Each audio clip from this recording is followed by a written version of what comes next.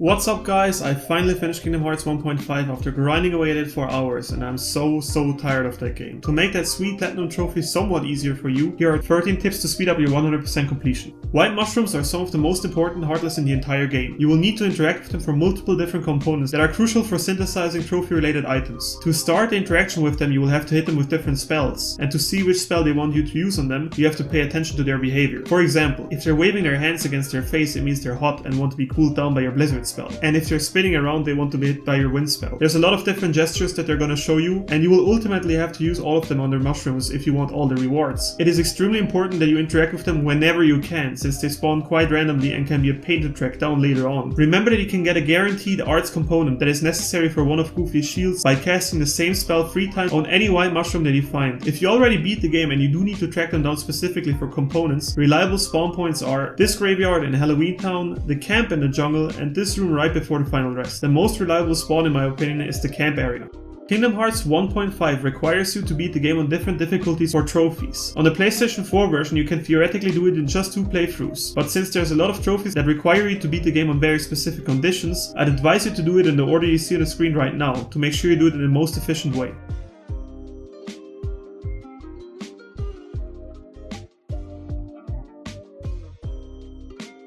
Hitting level 100 is a mandatory task if you want to get all the trophies in the game. I recommend that you do this on your first playthrough on any other difficulty than Proud. I personally finished the base game with some exploring left and right while only being at level 54, and while it seems crazy that there's more than 40 levels you seemingly need to grind by yourself, it's actually not that bad. I highly advise that you ignore the levels and secret bosses for that matter until you've gathered all your crafting components and you've found the 101 Dalmatians. While grinding the same heartless over and over again to get a component that you need, and killing some in the process of searching for other collectibles, you'll level up at a very fast rate without even having to grind for it. So only when you're completely done with all the synthesizing and gathering of collectibles should you actually start grinding. Now, there are multiple spots to grind in late game, and while most people point towards the hotel lobby, I personally much prefer this spot. What I want to do is go to the third district as you usually would, since you're in Travis Town anyway, and you're gonna meet waves and waves of enemies, and there's this guy, and he's immediately doing exactly what we want. That's basically the whole trick already. You want to make this guy shoot flame balls at you over and over instead of really going to attack him head on. And that's why it's not bad at all that he's kicking the ass of Goofy and Donald right here. What you really want to ensure is that you take every flame ball right on. And this can be baited quite well. As you see, this is like the 4th ball. I made 4 times 91 experience in like a matter of a minute here.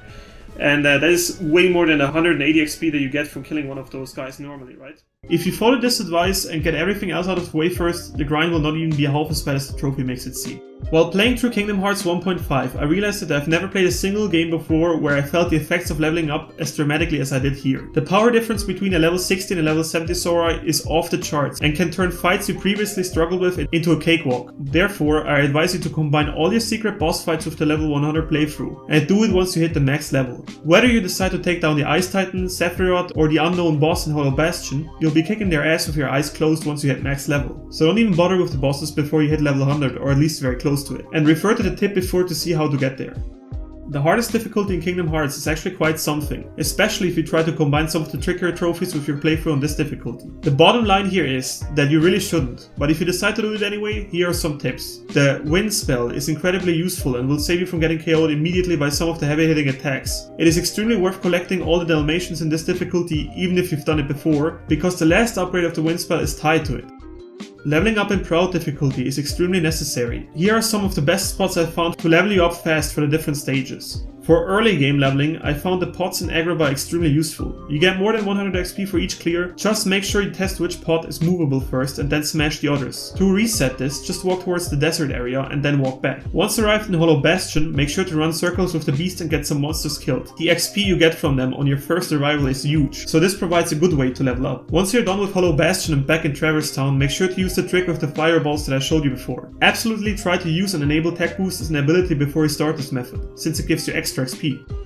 The ability Leaf Brace makes you invincible while you're casting healing on yourself, so it's an essential ability that you should combine with Second Wind, so you basically make it impossible for you to get one shot even if there's multiple enemies that hit heavy. It is also absolutely worth to equip this ability with Donald once you can. You should choose the shield and give out the magic at the beginning of the game in Proud difficulty to unlock those spells as soon as possible, since these items basically decide when you get which ability. Goofy has an ability called MP Gift, which allows him to give his unused magic points to you whenever you're running low on it. You should absolutely make use of this ability as soon as you unlock it. Keep all these tips in mind and the hardest difficulty should not be all too much of a problem for you. While doing your no equipment run for the Unchanging Armor trophy, it is not allowed to equip anything else than the basic gear that Sora starts with. You are absolutely allowed, however, to use health and magic potions and even elixirs. And the same of course goes for the permanent upgrades like AP, defense and power up, which you should really use to make this annoying trophy somewhat easier to achieve. While completing the Gummi-ship mission level 3 that is necessary to unlock the related trophy, I would recommend you to go for either the Wonderland or Deep Jungle missions, since they're by far the easiest ones.